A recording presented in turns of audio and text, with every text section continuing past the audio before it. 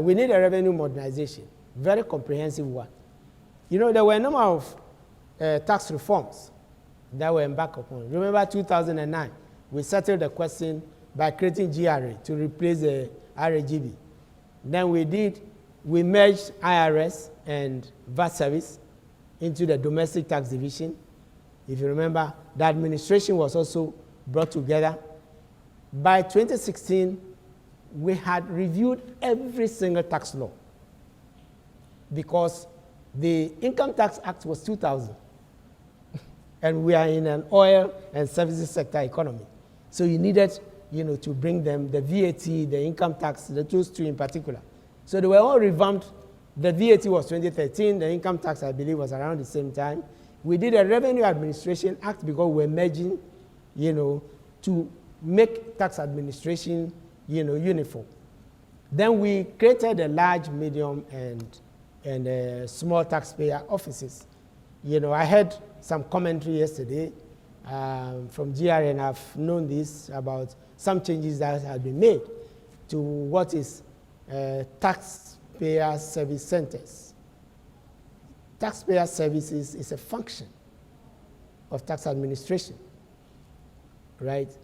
And it's a function that will be carried on whether you have a large taxpayer office, small taxpayer office, or medium taxpayer office, right? Segmentation is a practice to attend to the needs of small, medium, and large taxpayers, right? So I think some of the confusion in doing, in moving away like VAT and the rest from what is globally accepted is something that we have to examine.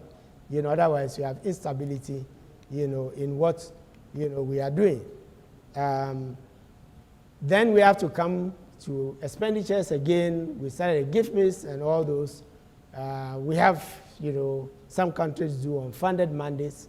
Unfunded mandates means that, you remember the war in the US, right? When it came to building the wall, the question was, where's the revenue going to come from? And as you got, they had a law which says that if you have a new proposal, during the campaign, you must show where the money will come from. In the end, they had to fall on the military and others, and it was difficult. So those are some of the ways in which we can. Then we have to restore the budget buffers. We have said this is like a summary. We have to stop our dependence, on debt by being realistic with, arrears, make sure that they are all covered, in the budget. They should all be covered as we have done in the past. It's nothing new.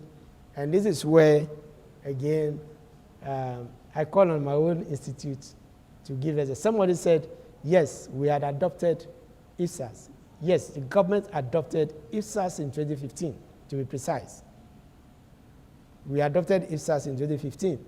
But in Ghana, not even the government can adopt a standard without the Institute of Chartered Accountants issuing, a national standard. And even if the national standard is repeating the international standard, so we have an IFRS version and the rest, and that is what is left. And once that is done, the treatment of arrears will be settled, as we have in the government finance statistics of the IMF. So I think if we want, to make progress, then we should, So then we should have our own, homegrown.